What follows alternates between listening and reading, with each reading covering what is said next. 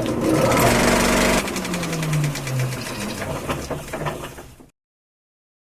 Holics!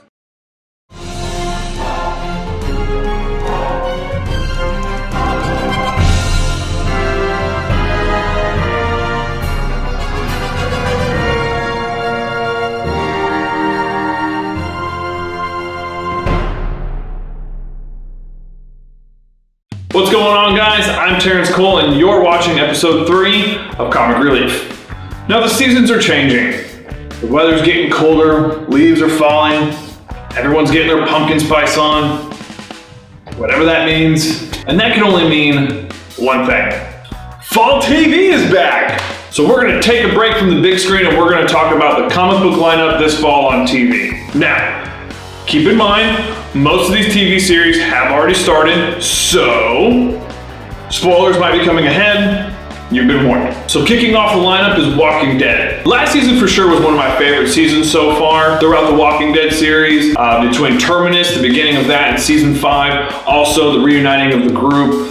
Plenty of really interesting deaths. Also, too, on top of that, it was the return of Morgan, who apparently learned how to swing a stick like Donatello, so that was kind of cool. So season 6 is going to be interesting. What's going to happen with Alexandria in the aftermath of the town meeting at the end of season 5? What's Rick's reaction going to be now that Morgan has kind of made a return in his life, and what kind of influence will Morgan be on Rick? And also for you comic book fans who have read the Walking Dead comic book series, will Negan actually appear? Now, we've seen a couple of like little Easter egg style things around Negan and his group. So if you don't know Negan and who that is, I suggest you don't look him up unless you just want to have a bunch of spoiler alerts that might possibly happen in the TV series. Again, you've been warned.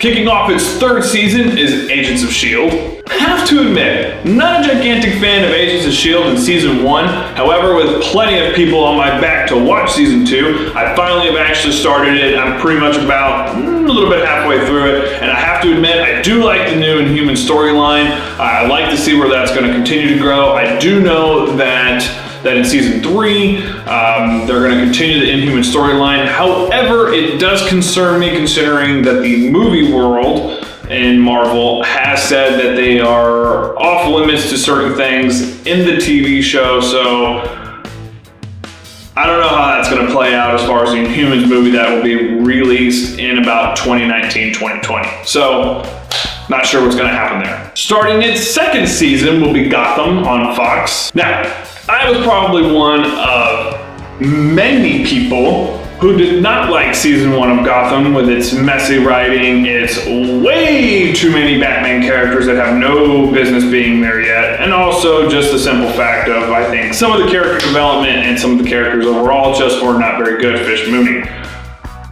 So, but what do I know? I'm not a writer for any of this stuff, so whatever. However, I will say that season 2 does have some hope. I do like the fact that now Penguin, who is probably one of the better parts of season 1, is now a little bit more in control of the Gotham underworld, which I do appreciate. Also, too, on top of that, I do like the fact that there is a central focused villain this season, which I think was imperative for last season, but they didn't have that, so I do like the fact that they have it this season. So we'll see what season 2 brings us.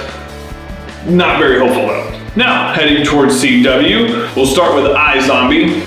Have to admit, I haven't even watched a single episode of iZombie. I have dabbled in the comic books a little bit. I do somewhat enjoy them.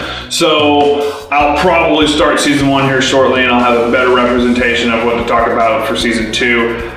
Sorry, guys, for you iZombie fans who are out there. I have yet to watch it. I have a lot of other shows clearly that I watch, so yeah, sorry. However, that does bring me to 2 shows on CW, though, that I happen to watch religiously and that I happen to enjoy a lot, and like a lot of other people do, which, starting off one, is The Flash. I don't know why I have a finger up. Now, Flash is coming off an incredible season 1 opener, in my opinion. I thought it was really, really strong. I love the fact that this season and season 2 that they're going to do the multiverse, the fact that you're going to get Jay Garrick, who's already appeared in the show. Again, spoiler alert, by the way, if you haven't watched any of the episodes, sorry about your luck. I told you already like 3 times there will be spoilers. CW will top its lineup off this fall season with Arrow season 4.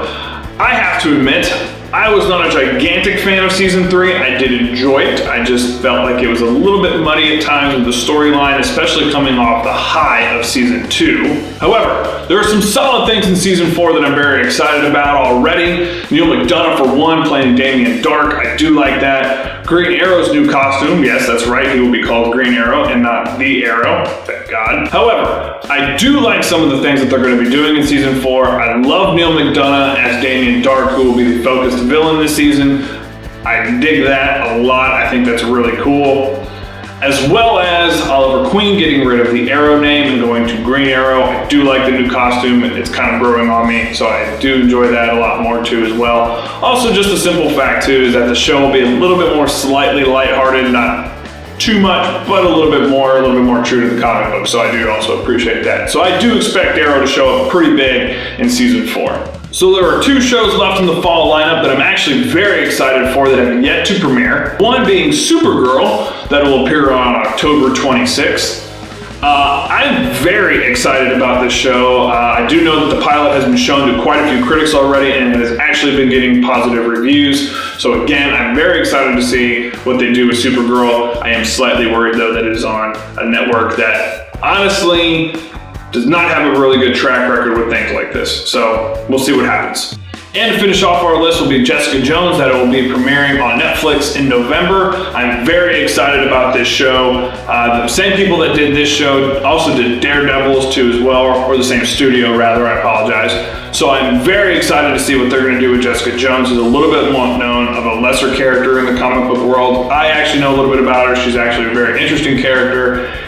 And they'll be introducing Luke Cage also in this series, which I'm pretty also excited about considering they're going to be doing a Luke Cage series next year. So good job, Netflix. Good job, Marvel. You guys are doing great on that, so keep that up. Well, guys, that brings us to an end of another episode. What do you guys think of the fall lineup and what shows are you excited about? Let us know in the comments below. Also, if you haven't done it already, please hit the subscribe button down below. Also, too, please make sure that you follow Movie Holics on Facebook, Twitter, Instagram, and SoundCloud. Also, check out movieholics.net. You can also find me on Twitter at TerrenceCole19. Everything that I just said is in the description below. Well, guys, until next time, see you on Comic Relief.